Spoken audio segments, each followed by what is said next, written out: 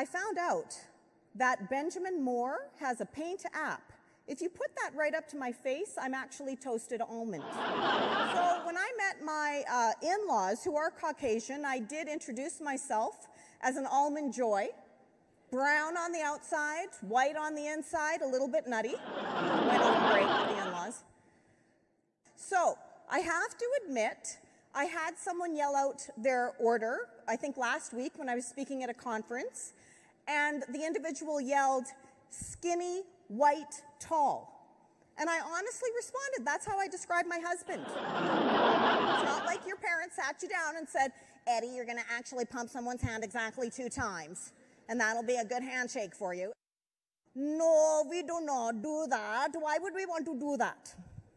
Yeah, I don't know. You just do it. We are a pride and joy. Why would we interrupt the conversation? I have no idea. We don't interrupt. Yeah, you do. We don't interrupt. Yeah, you do. We don't interrupt. Yeah, you do. Okay.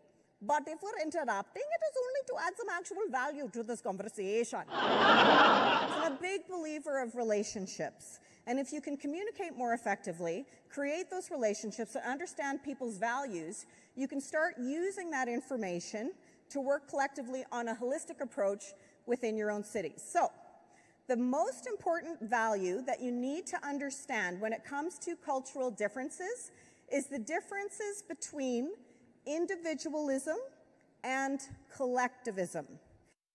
You'll notice that the ones that I've highlighted are all the top source immigrant countries, and they're all collectivist.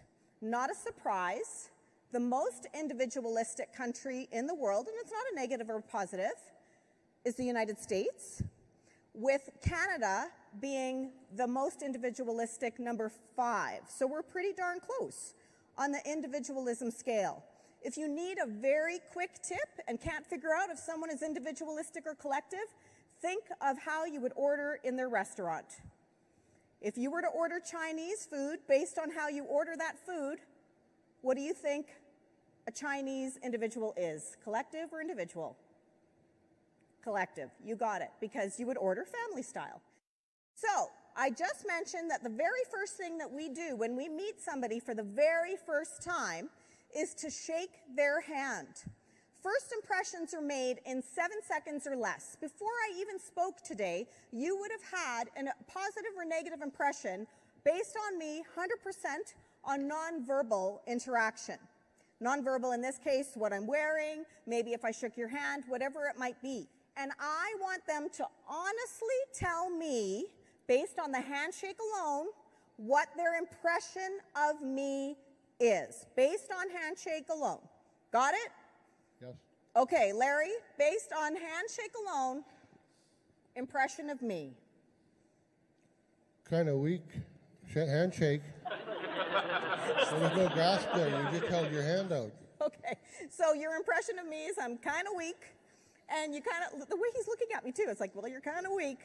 You're kind of weak. Yeah, but I met her before, and she wasn't like that. She sat at our table. That's why she knows us. I know. I had to pick on you. Okay, you're going to pass it on Jane. Jane, I'm going to shake your hand.